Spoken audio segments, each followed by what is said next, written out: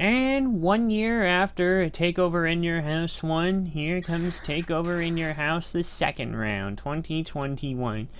Last year's show was kind of a mixed bag, not gonna lie. Kind of a mixed bag, and yeah, it was not one of the stronger NXT takeovers. In fact, out of all of them, this is probably the weakest takeover, which may not be saying a lot depending on who you are, but yeah, some matches sounded better on paper than they did in real life, and what can I say except yeah. But this year we've got a whole new slate. We have a lot more stuff happening, and yeah, a lot of crazy stuff as well, including the return of the $1 Million Championship, as hard as that is to believe, along with a fatal 5-way for that belt for the NXT Championship, and a winner-take-all 6-man tag team match involving the tag belts and the North American Championship. But we'll get to that when we all get to that. I'm Coffee Lover 239, and with me as always is Orange Cassidy's personal hype man, Heathy. Hey guys, TakeOver in Your House, of course, it doesn't look like the most stacked card. But then again, even the weaker looking cards somehow always seem to deliver, so looking forward to it. Yeah, I agree with you there. It should be quality, not quantity. And without further ado, let's go ahead and get into it.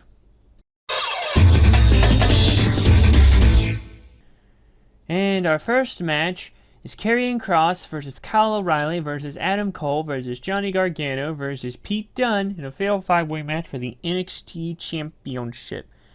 So a triple threat match between Kyle O'Reilly, Pete Dunne, and Johnny Gargano was scheduled on the June 1st episode of NXT to determine who would face Karrion Kross for the NXT Championship at TakeOver in Your House. The match ended in a no contest after Adam Cole interfered and attacked all three competitors in some desperate attempt to avoid being called up. Kross would confront Cole and made a request to NXT General Manager William Regal to defend the title against all four of these fools. Regal agreed to Kross's request and made the bout a fatal 5-way match for the title at the event. So, where do we start with each of these guys? Well, Kross, of course, is the current champion, still wanting to give him a dominating reign, so yeah. Kyle O'Reilly, after the breakup of the Undisputed Era, we're wanting to move him into the title picture too. Mostly a decent result. You could probably do a few other things differently, but yeah, that's fine. Adam Cole, well, there's really still not much else for him to do, but unfortunately, yeah, I'm pretty sure Triple H wants to keep him away from Vince McMahon as long as he theoretically can. Johnny Gargano, moving him out of the North American title picture, back into this picture. And Pete Dunne, well, again, not much else for him to do, so we gotta put him in there. But we have a good mix of people here as well. We've got the Tank and Karrion Kross, a couple of the more smaller workers, but still packing some punch, and of course, the Bruiserweight with Pete Dunne. We got a decent mix here, so this should be a good match, and yeah, there's gonna be a lot of crazy in this, but it's 5 people for one belt. Heathy, who do you think is gonna win? I mean, on the face of it, if you look at it on paper, it could be any one of these guys, apart with the exception of Kyle O'Reilly and Adam Cole. You have Karrion Kross, no, Kyle O'Reilly and Pete Dunne, Karrion Kross, Adam Cole, and Johnny Gargano, all former NXT champions. O'Reilly and Dunne champions in their own right. So it really is a star-studded match. I feel like for the lack of star power in like the matches beforehand, the main event more than makes up for it.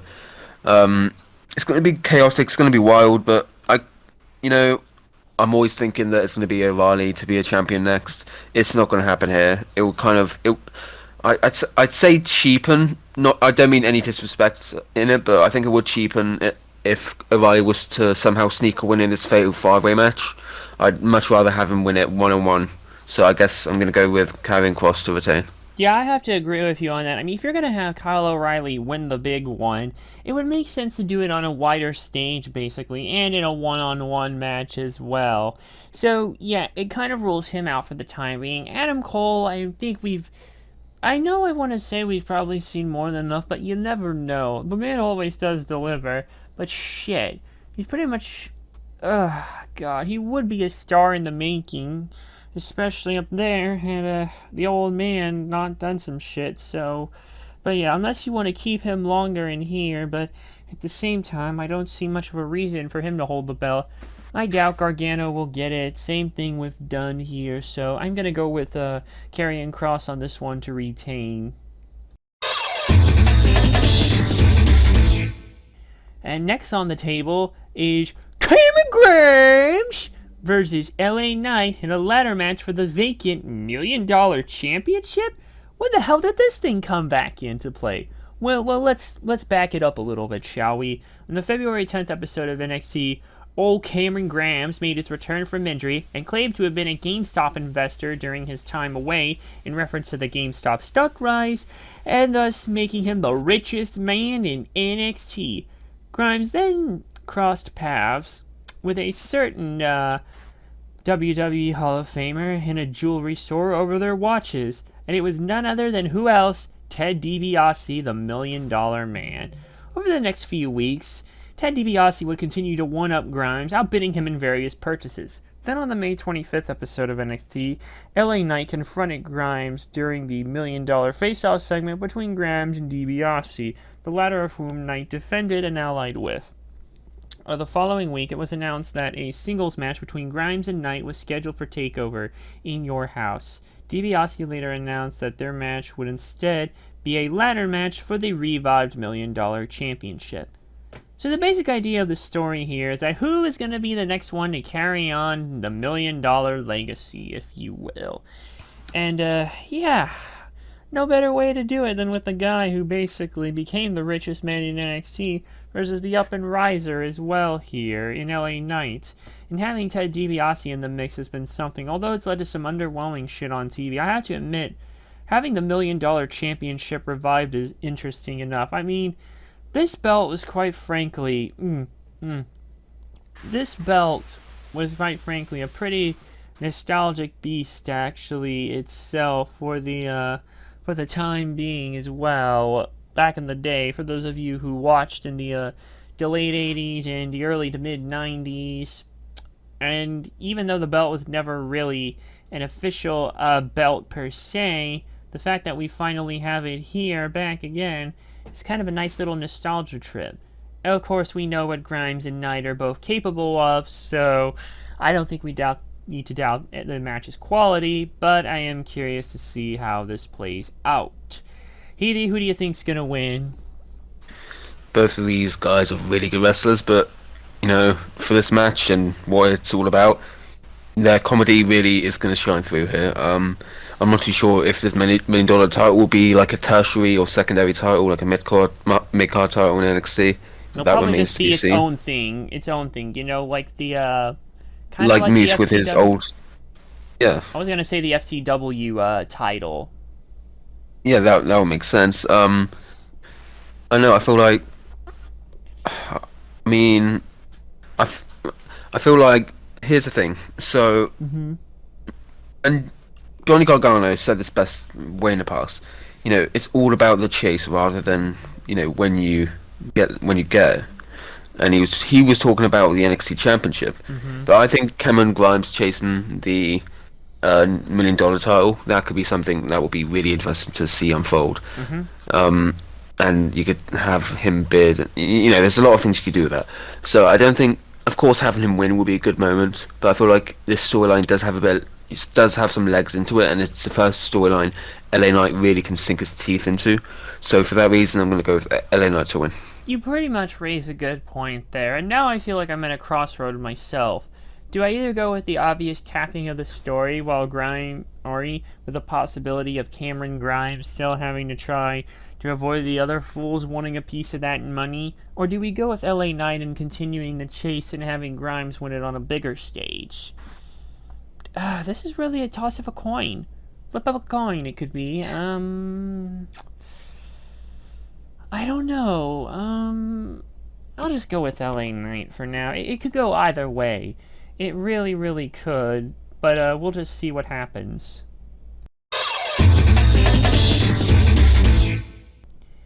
And next up, we have Mercedes Martinez versus Xia Li in a plain old singles match. So in the May 25th episode of NXT, Mercedes Martinez defeated Zydia Ramir. Afterwards, the lights went out and turned back on with a red lighting, and Mei Ying of Tian Sha appeared on the LED screen. As things went back to normal, Martinez was given a black symbol on the back of her wrist. Following weeks, Xia Li was with Boa watching a video of her first round loss against Martinez in the inaugural Mae Young Classic 4 years ago. Saying it was a disgrace to her family, and she would hurt her at TakeOver in your house. Later that night, Martinez said she was aware of Li being different after facing her in the Mae Young Classic, and that she was not afraid of Li and would defeat her at TakeOver. So this is kind of a bit of a mixed bag, or we're kind of taking interesting directions for both of these ladies. First, you have Xia Li with her character change, basically, because when she was previously a face, she wasn't doing much and got lost in the shuffle. This new direction has kind of given her a bit of a breath of fresh air and has taken her in kind of an interesting way. Having her have its own, I guess, their own kind of stable, her, Boa, and the currently still unseen Mei Ying. So, been an interesting kind of change of pace for her character, basically, but something a bit different, which doesn't hurt, and just to try to stand out, even though I think we're starting to see this play out enough times already on NXT. Think about it. We had the same thing happen to Io Shirai first, from plucky babyface to heel, now tweener, and now Xia Li's kind of going down another darker route in her own right, her own way. And they did the same thing to Kairi Sane, but on the main roster, though, but more like a botch when it didn't need to be fixed. On the other hand, with Mercedes Martinez, she hasn't really changed too much. And coming back from a brief, unexpected, and unnecessary main roster call-up when they threw her in with that goddamn awful stable, that name I will dare not utter because this is NXT, but, yeah, thankfully she managed to avoid a lot of the trouble and get the hell out of there before things really went to shit, not a minute sooner. And she's been on a bit of a tear as well, of course, doing what she does best, beating up other women, so, yeah. You could go either way on either one, but I'm not really sure. Heath, who do you think's gonna win? I don't know. This is the match that I haven't really been paying attention that well to. Or, I mean, I've been paying attention to Xia Li in the weeks beforehand, with Casey Catanzaro, and the gimmick seems interesting. I'm not really too certain what it is, but it's unique. It has a good vibe to it. I enjoy it. I enjoy seeing Xia Li when I do get to tune in on NXT when I have the time to. Mercedes Martinez, I'm happy she got out of that group that shall not be named. She deserves a good run in NXT. Who knows? Maybe a future women's champion. That remains to be seen. I don't think Xia. I think Xia Li's been built up in such a way that she can't quite lose yet. I feel like she'll have to be built up to a women's title match.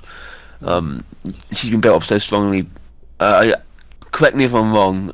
Xia Li, has she lost a match yet in NXT since getting repackaged? I can't think of anything. I don't think so. I don't think so either, actually. Think of it.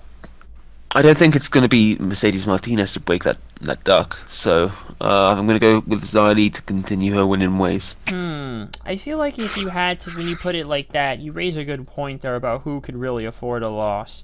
I suppose Martinez perhaps could still take the more of the loss here between the two in the long run, especially because if it's still going to be a ways away from her, and knowing they probably want to give Raquel Gonzales a hell of a run with the NXT Women's Champion. I mean, right now her current reign has only lasted about 66 days. They gave Io Shirai a 304 day reign still. I mean, she's in the top 5, so if you want to have her get up there and get into the top 5, you definitely, absolutely, positively want to make sure that she's built up strong. And if it's going to be a while away, and more than likely Mercedes Martinez could be the one to dethrone Gonzales, and we're going to be waiting a ways, then probably she could take a loss now and still be built up later on. So I'm going to go with Xia Li as well on this one.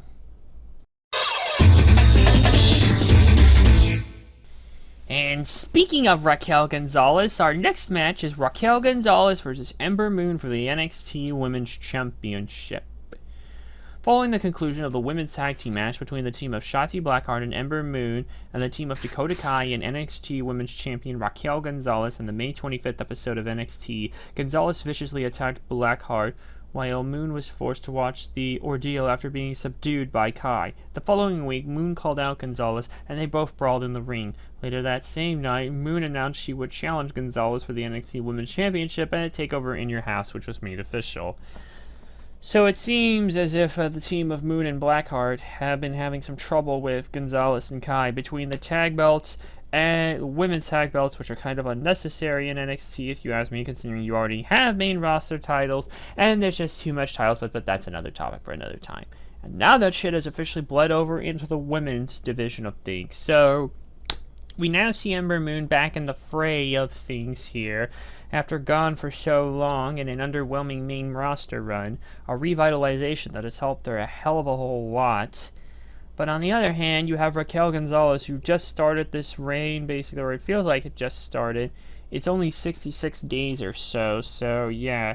And I'm pretty sure they want to give those stronger heel women hell of a reigns, like they did, or even heel tweener-ish, like they did with Shayna Baszler, like they did with Io Shirai. Raquel Gonzales is probably going to be the next one to have these crazy, God knows how long, 300 plus day reign. Ooh, it's scary to think about, but it's probably what's going to happen. It's been working. It's worked pretty fine for the most part in NXT with the women's division. I don't see why it should change all that much, but we'll see what happens. Keedy, who do you think's going to win? Yeah, so Raquel Gonzalez, I think, because she's just getting into her reign right now. Ember Moon's the first real credible threat to her title, and yeah, you know NXT, especially with the women's division, they like to build up their champions to have long reigns. It started off as a tradition with NXT title itself. Adam Cole definitely a pioneer on that, and definitely translated over to the NXT Women's Championship, and that was long before the NXT title had a long title reigns. Asuka, Ember Moon herself. So you can imagine that NXT wants to have Raquel hold the title for a really long time, and I wouldn't be surprised if we turn the new year into 2022, Raquel's holding that title high up above her head. So yeah, I'm going to go with Gonzalez. I gotta agree with you there, to the point, and yeah, Raquel Gonzalez's reign is still early by these standards, and yeah, don't see Ember Moon winning the belts here. I am gonna go indeed with Raquel Gonzalez, and Kai and Blackheart will probably cancel each other out, metaphorically speaking, of course. So yeah, Gonzalez to retain on this one.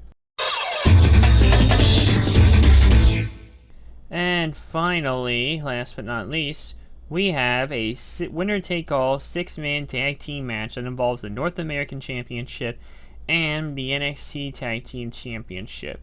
We got Bronson Reed, our North American champion, and MSK, Nash Carter and Wes Lee, our tag team champions, versus the team of Legado del Fantasma. That's Santos Escobar, probably going to get the North American Championship if they win, and Joaquin Wilde and Raul Mendoza, the latter two, will probably get the tag titles if they win. So on the June 1st episode of NXT, MSK successfully defended their NXT Tag Team Championships against Legado del Fantasma, Wilde and Mendoza. After an assist from North American champion Bronson Reed, who took down Santos Escobar during the match. The following week, Escobar proposed a winner-take-all match for the NXT North American Championship and NXT Tag Team Championships at TakeOver in Your House, which Reed and MSK accepted. So, winner-take-all, huh? I've already outlined how it would work if Legado del Fantasma were to win, but it's kind of tough to say. Let's be honest, when Santos Escobar's reign here, well, tough to say, but he was only an intern champion because of all the bullshit that happened, and you know what. Yeah, that caused Escobar to become an interim champion. And then, yeah, everything really consolidated at you know where, but at Stand and Deliver Night 2. But, yeah. And looking at this now here, I mean, it seems as if now, instead of doing the winner take all thing, I guess we only were able to have one winner take all ordeal because if you may remember, oh wait, never mind, sorry, I almost got something mixed up. Yeah, because Candice LeRae and Indy Hartwell are the current women's tag team championships. Yeah, just different circumstances in the last one, but here not so much. And it could go, I don't know if I want to say it could go either way, but I'm not sure. I gotta look. Let's see. Healy, who do you think's gonna win? Well, here's the thing with this match. Okay, I think this should have just been two matches. I understand, like, two birds, one stone. Have whole of Legado del Fantasma in a match, efficient, all that good stuff. But for like Reed versus Escobar would have been spectacular. So would MSK versus Phantasma. Martinez versus Lee, and maybe even Grimes versus LA Knight. That could have been bumped to a weekly show and have that as a main event.